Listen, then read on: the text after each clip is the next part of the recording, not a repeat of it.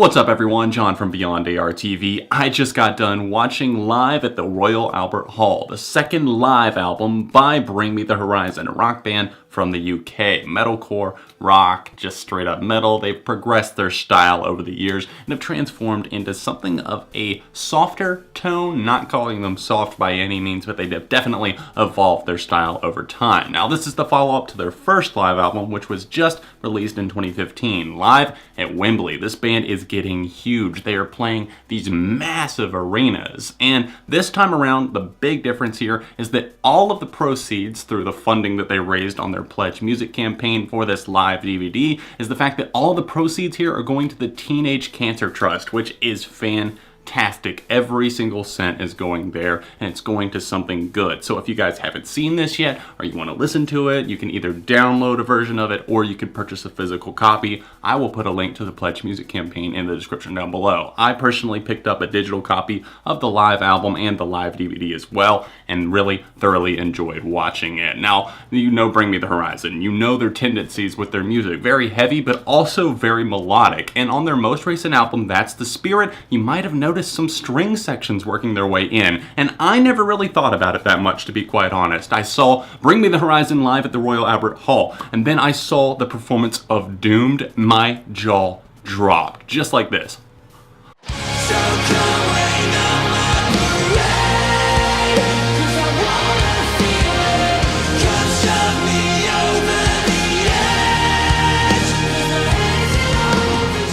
The intro, which is the overture at the Earth's curve, is one that was just absolutely chilling and mesmerizing to me. It had this long, fascinating swell to it, finally growing as Simon Dobson conducted this orchestra, the Parallax Orchestra. They all came together, did this without pay, apparently. They described this in the documentary because all of the proceeds are going to charity. Obviously, they don't really have a budget for this show. But all of these people, 50 people, came together in this orchestra and said, I want to do this. I know that this is going to a good cause, or else I want to be a part of this because I've always dreamed of playing on stage with a rock band or something like that. They all came together and made it sound fantastic. Doomed was the song that they chose to release to everyone, and they could not have picked a better one. That one honestly captures the energy of everything going on here, and honestly, I think it's still standing as my favorite performance from the entire night, although there were a few that rivaled it. Now, all throughout this performance, watching it, you're going to be sitting there kind of glued to the screen. You're going to want to put your phone down, you're going to want to put whatever else down if you're watching this version of it, because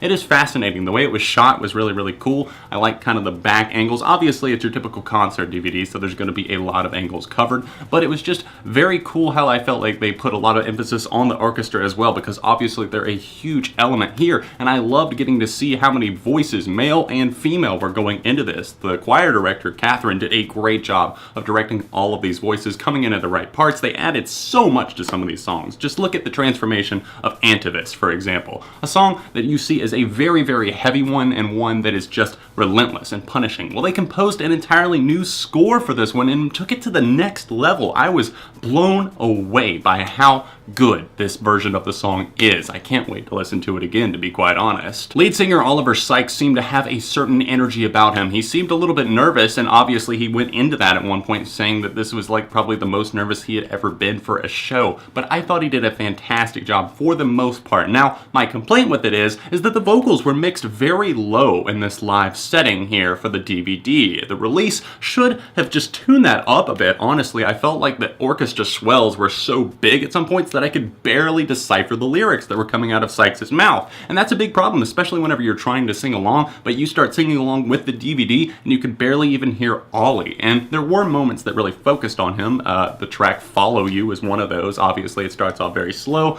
minimal, and I like the arrangement that they did with that one, and I felt like that was one where I could hear him a little bit better. But then we get to tracks like Go to Hell for Heaven's Sake, or even It Never Ends. That's one that I really want to hear those screams from him. The only track that they played from their 2010 release, There Is a Hell, but I honestly didn't really hear him that well. and I felt like it kind of got lost in the mix. But it's not a huge complaint because he was still there, he was still a big presence. I just kind of felt like he blended more. There was a big emphasis on the guitarist, and I feel like the keyboards as well. Those were two instruments that really stood out to me throughout the entire performance, and obviously the choir and the rest of the orchestra, the whole symphonic element sounded fantastic, and it was mixed perfectly. It just would have done it a little bit of justice if they had raised Ollie's mic a little bit. On this DVD, you can catch the live debut of two tracks from That's the Spirit that they had never previously performed before, Avalanche and Oh No, which is the song that they went out on, which is appropriate because it is the closing track on That's the Spirit. Oh No is one that I kind of initially dismissed. It wasn't a huge favorite of mine. I did like elements of it. It's very electronic and different for them, but I love the orchestral mix that they did here. I think it brought a lot more life to it, and that track has grown on me, honestly turning into one of my favorites on That's the Spirit, and I thought it sounded great live. And obviously the same for Avalanche. That is one that was built for this symphonic rock element that they were throwing together here, and I like that they spent so much time just preparing for this. You can tell all of the execution was perfect. I like getting to see the shots of their notes and everything. You could see them playing the music straight from it. It wasn't just a phoned in thing where they've got some fake symphonic elements playing on a track in the background. There weren't backing tracks or anything like that. There was a bunch of people coming together in a room sounding fantastic and just coming together for a bigger cause. Obviously bigger than themselves because they were donating the proceeds from this to charity, something that they truly believed in. And they actually dedicated the song Drown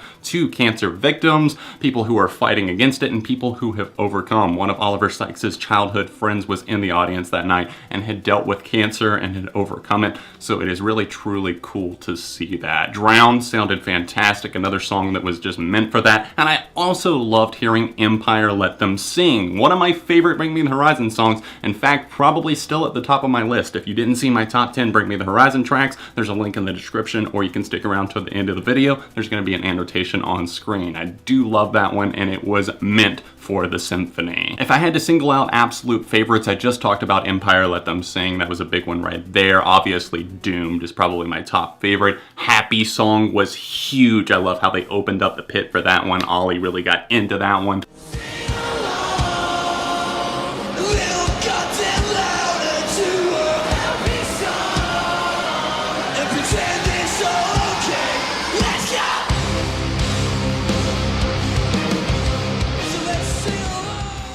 The vocals, the guitars mixed with that symphony sounded like ecstasy to the eardrum. It just was perfect. Everything about Happy Song could not have gone better. I love the chanting S-P-I-R-I-T, and actually how that was on the album, I didn't know that that would translate so well. I didn't even think about them having an actual choir doing that live, but it added so much to the performance. I just felt so much more invested of it as a result of that.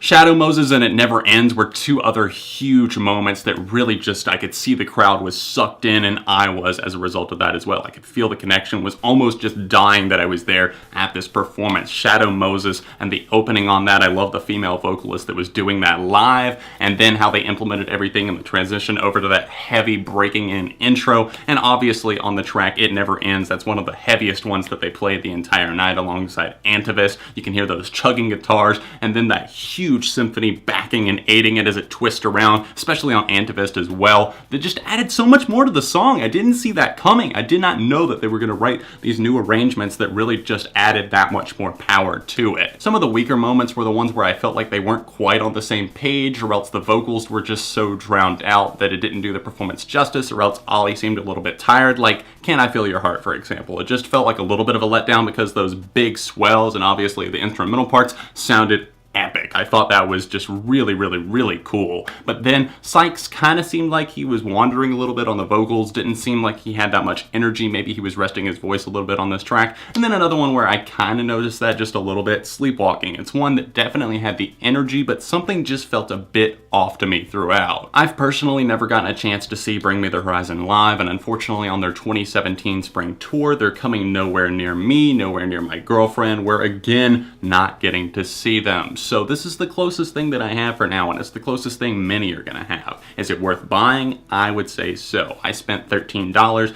paying for the digital download copy of it. I'll definitely be revisiting this in the coming weeks. I feel like there were a lot of tracks that were very strong, obviously some more so than others, but I do feel like this is worth a listen and definitely a watch, I would say. I really recommend watching the video because it adds that much more to it. You can really feel like you're at the show. I mean, some of my favorite live DVDs like The Black Parade is Dead or else Bullet in the Bible, I definitely prefer watching the DVD rather than just, you know, sitting back and listening to it, because it's just like, yeah, I'm listening to it, but I want to see what's happening. I want to see the crowd engagement, and I definitely feel like maybe not the best crowd in the world at this show, but still a very strong one. They were singing along, knew the majority of the words, it seemed like, whenever they were showing them, so I think it's a pretty entertaining watch. So definitely check this out. Like I said, link in the description if you want to buy this so you can watch it or else listen to it. All of the proceeds going to charity, and around Christmas, definitely, even if you're wanting to make yourself feel a little bit better, it's something that's going to a good cause. So you can check it out in the description down below, along with more information about this release and all of my social media, all of that good stuff. 4 out of 5 is what I rate the DVD. Smash the like button on this video and subscribe to the channel, because friends don't let friends go unsubscribed. We're almost to 40K. Thank you guys so much. And of course, if you would like to check me out on social media, it's linked in the description. You can see my top 10 Bring Me the Horizon here, or a review of That's the Spirit right here. Thanks for being here, and I'll see you very soon on Beyond ARTV.